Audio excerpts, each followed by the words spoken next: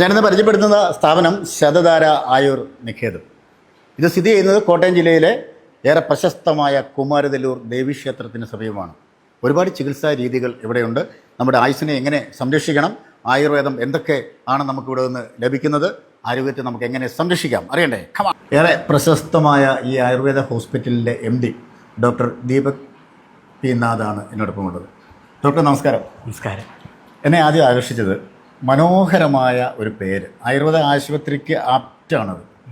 അതേക്കുറിച്ചൊന്ന് പറയാമോ? പിന്നെന്താ, അത് ശരിക്കും പറഞ്ഞാൽ ഒരു ഗുരുദക്ഷിണ പോലെ തന്നെയാണ്. കാരണം ഭാരതീയ ശാസ്ത്ര പാരമ്പര്യം വെച്ച് നോക്കുമ്പോൾ അതിൽ എല്ലാത്തിലും തുടങ്ങുന്നത് ഒരു ഗുരുവിൻ്റെ ഒരു പ്രാർത്ഥനയായിട്ടാണ്. ഗുരുവിന് വേണ്ടിയിട്ടുള്ള ഒരു പ്രാർത്ഥനയായിട്ടാണ്. അപ്പോൾ ഋഗ്വേദത്തിലൊരു മന്ത്രം തന്നെയാണ് ശതധാര എന്ന് പറഞ്ഞ് തുടങ്ങുന്നത്. ശതധാരം സമക്ഷീയമാണെന്ന് പറഞ്ഞിട്ടുള്ള ഒരു മന്ത്രം. അപ്പം അതിൽ നിന്ന് ഒരു ആകർഷണം തോന്നിയിട്ടാണ് ഞാൻ ആ പേരെടുക്കാൻ കാരണമായത്. മറ്റൊന്നും കൊണ്ടല്ല, നമ്മൾ പഠിച്ച ഒരു ശാസ്ത്രം അതിൻ്റെ അതെ അധീതി ആചരണം, ബോധം, ആചരണം, പ്രചരണം എന്നുള്ളൊരു മട്ടിലേക്കാണ് നമ്മളതിനെ കാണേണ്ടത്. അപ്പം നമ്മളെ പഠിപ്പിച്ചത് എന്തോ അത് നമ്മുടെ ജീവിതത്തിൽ സ്വായത്തമാക്കി അതിനെ പ്രചരിപ്പിക്കുക എന്നുള്ളതാണ് ഒരു ശിഷ്യൻ എന്നുള്ള മട്ടിൽ ഞങ്ങൾക്ക് ചെയ്യാനുള്ള ധർമ്മം എന്ന് പറയുന്നത്. അത് വൈദിക ധർമ്മം ആയതുകൊണ്ട് അതെ അതെ അതെ അതുപോലെ തന്നെയാണ് ഒരു പറഞ്ഞ ആതുര സേവനത്തിലേക്ക് വരുമ്പോഴും നമുക്ക് നമ്മളാൽ കഴിയുന്നത് ഒരു സമൂഹത്തിന് വേണ്ടി കൊടുക്കുക എന്നുള്ളതിലേക്കാണ് നമ്മൾ ഇറങ്ങുന്നത്. അപ്പം അതിൻ്റെ ആദ്യ പടിയായിട്ട് നമ്മളാക്കി മാറ്റിയ കുറേ ഗുരുക്കന്മാരുണ്ട്. അത് ഒരാളല്ല, പല രീതിയിലുള്ള ഗുരുക്കന്മാരുണ്ട്. അപ്പം ആ വരുന്ന എല്ലാ ഗുരുക്കന്മാരുടെയും അനസ്യൂതമായി ഒഴുകുന്ന ഇല്ലെങ്കിൽ നൂറുകണക്കിനുള്ള ധാരകൾ എന്ന് തന്നെയാണ് ആ വാക്കിൻ്റെ അർത്ഥം. ശതമായിട്ടുള്ള ധാരകൾ എന്നാണ്. അത് ജ്ഞാനസരണികളും വിജ്ഞാനസരണികളും എല്ലാമായിട്ടുള്ള ധരണികളാണ്. അത് അനസ്യൂതം ഒരു മുടക്കും കൂടാതെ ഞങ്ങളിലേക്ക് പ്രവഹിക്കട്ടെ എന്നുള്ളൊരു പ്രാർത്ഥനയാണ്. അതാണ് ഒരു ഗുരുദക്ഷിണ എന്ന് ഞാൻ പറഞ്ഞത്. ഞങ്ങളെ ഇതുവരെ ആക്കിയത് ആരൊക്കെയാണോ അവർക്ക് വേണ്ടിയിട്ടുള്ളൊരു സമർപ്പണമായിട്ടാണ് അതങ്ങനെ തുടങ്ങാനുള്ള കാരണമാകുന്നത്. മറ്റൊന്ന്, ഇതിനകത്ത് ആയുർ നികേതം എന്ന് പറഞ്ഞൊരു പേരും കൂടെ ചേർത്തിട്ടുണ്ട്. അത് മറ്റൊന്നും കൊണ്ടല്ല, ജീവൻ മഷായിയുടെ ആ ഒരു നോവൽ എന്ന് പറയുന്നത് ഒരു വൈദ്യ വിദ്യാർത്ഥിനെ സംബന്ധിച്ച് പിടിച്ചുലയ്ക്കുന്ന ഒന്നാണ്. അതെ അതെ അതെ അപ്പം അതും കൂടെ ചേർത്തിട്ടാണ് ശതധാര ആയുർ നികേതം എന്നുള്ളൊരു മട്ടിലേക്ക് അത് എത്തിപ്പെടാൻ കാരണമായത്. അതേപോലെ തന്നെ ആ പേരിൻ്റെ പിന്നിൽ പിന്നെയും കുറച്ച് കാര്യങ്ങളും കൂടെ ഉണ്ട്. അതായത് നമ്മളിവിടെ പ്രധാനമായിട്ട് ഊന്നൽ കൊടുക്കുന്നത് ഊർധ്വാംഗം എന്ന് പറയുന്നത്, അതായത് ശിരസ് മുതലായ ഭാഗങ്ങളിലേക്കാണ്.